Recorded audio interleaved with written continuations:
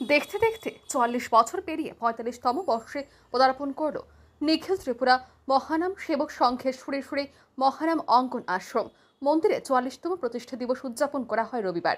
এই উপলক্ষে মহানাম অঙ্কন আশ্রমে এক রক্তদান উৎসবের আয়োজন করা হয়। এই রক্তদান উৎসবে প্রধান অতিথি হিসেবে উপস্থিত ছিলেন রাজ্যের মুখ্যমন্ত্রী অধ্যাপক ডক্টর মানিক সাহা।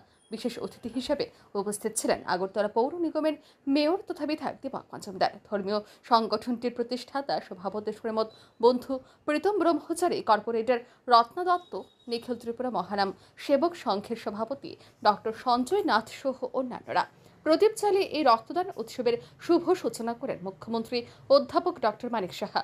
ধর্মীয় সংগঠনের উদ্যোগে এই ধরনের মহতী অনুষ্ঠান আয়োজনের জন্য উদ্যোক্তাদের অভিনন্দন জানান মুখ্যমন্ত্রী। তিনি বলেন, অনেক বাধা বিপত্তি পেরিয়ে এ মন্দির মাথা তুলে দাঁড়িয়েছে। একটা সময়ে মন্দিরে কীর্তন ও পূজা পাঠ নিয়েও অসুবিধা সৃষ্টি হয়েছিল। মানুষ প্রথমে পূজা কীর্তন গ্রহণ করতে চাননি। জগন্নাথজিও মন্দিরেও এই পরিস্থিতির সৃষ্টি হয়েছিল, কিন্তু মানুষ যখন পড়ে বোঝেন তখন এই পূজা অর্চনা মেনে নেন। আপনারা এই ধরনের কাজে ব্রত আছেন এবং যারা এটা এত সহজে হয়নি, কিন্তু আমি নিজেও জানি এটা করার আগে অনেক বাধা বিপত্তি।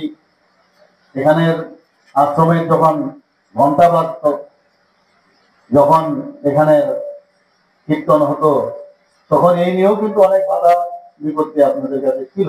তখন এর সময় অনেকে, কারণ মানুষ প্রথমে অ্যাকসেপ্ট করতে চায়, এটা অন্য জগন্নাথ মন্দিরও সেটা ছিল, কিন্তু আস্তে আস্তে মানুষ যখন অ্যাক্লামেটাইজেশন হয়ে যায়, মানুষ যখন বুঝতে পারে যে না, আরে তারা তো আমাদেরই লোক, নিজের পূর্ণ যখন পূর্ণের মেয়ে, বাচ্চা মেয়ে যখন কাঁদে বা বাচ্চা ছেলে যখন কাঁদে, ছোট শিশু, তখন আমরা ইরিটেট ফিল করি।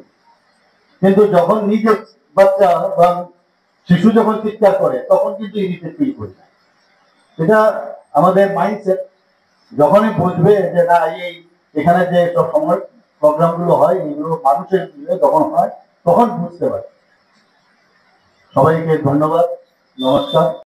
এই রক্তদান উৎসবের স্বাগত ভাষণ রাখেন নিখিল ত্রিপুরা মহানাম সেবক সংঘের সম্পাদক সুদীপ কুমার রায়। শ্রী মহানাম অঙ্কনের ৪৪তম প্রতিষ্ঠা দিবস উপলক্ষে আয়োজিত ১৫তম স্বেচ্ছায় রক্তদান উৎসবের রক্তদাতাদের উপস্থিতি এবং উৎসাহ উদ্দীপনা ছিল লক্ষণীয়।